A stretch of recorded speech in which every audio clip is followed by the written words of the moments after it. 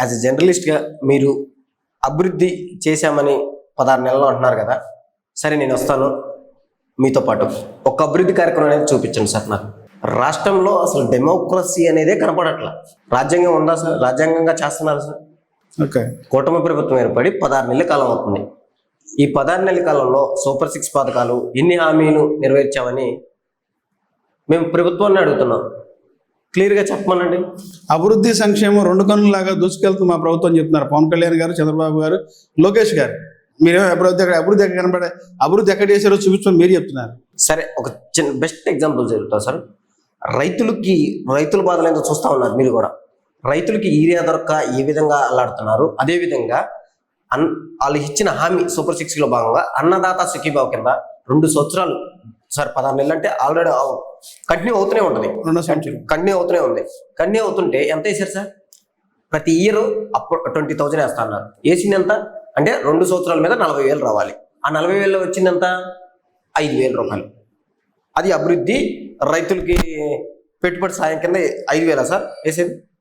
Sir, రైతులకి కన్నీళ్ళే కష్టం సార్.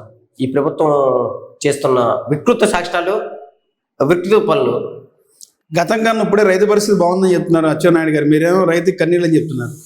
వ్యవసాయ శాఖ మంత్రి వర్యులు ఎప్పుడో ఒకసారి ప్రెస్ మీట్ పెట్టేసి మా ప్రభుత్వం అడుగడుగుకి యూరియా అందిస్తుంది, లేకపోతే రైతు భరోసా కేంద్రాల ద్వారా యూరియా అందిస్తుంది అంటున్నారు. Sir, just basic question sir నేను అడిగేది.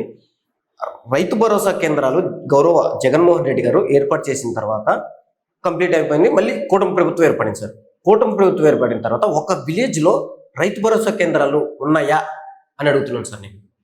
దాని ద్వారా ఎన్ని మీరు సరఫరా చేస్తున్నారు రైతులకి? లేదు సార్. ఆ రైతుల అనుబంధంతో కేడీసీసీలు ఉన్నాయి సార్ సొసైటీలు. మా నాన్నగారు కూడా చేశారు సార్. వ్యవసాయం ఉందా మీకు? ఎంత ఉంది సార్? దాదాపు 12 ఎకరాలు ఉంది సార్. ఓకే, మేము రైతు కుటుంబం నుంచి వచ్చి చదువుకున్నామే సార్. నా తండ్రి గారు కూడా రైతు కుటుంబం నుంచి వచ్చిన వాళ్ళే సార్. ఎందుకంటే మనం అందరం రైతు కుటుంబం నుంచి వచ్చిన వాళ్ళే. ప్రభుత్వాన్ని నేను వేడుకున్నాను, పెద్ద మనసుతో ఆలోచించేయమంటున్నాను. ముఖ్యమంత్రి వర్యులు చంద్రబాబు నాయుడు గారు కానీ, అదేవిధంగా వ్యవసాయ శాఖ మంత్రి గారు కానీ, మొన్న పంట ఉంది సార్. గౌరవ జగన్మోహన్ రెడ్డి గారు ఏం చేశారు సార్? అన్ని రైతు భరోసా కేంద్రాల ద్వారా ఇన్పుట్ సబ్సిడీ అందించడం కానీ, అదేవిధంగా రైతులకు యూరియా ఎప్పటికప్పుడు సమీక్షించి ఇవ్వటం కానీ, ఈ విధంగా అన్నీ చేస్తూ ఉన్నారు. అదేవిధంగా ఈ ఇన్ సబ్సిడీ లేదు, క్రాప్ ఇన్సూరెన్స్ లేదు, ఏమీ లేదు సార్. రైతులు ఎలా కష్టపడాలి?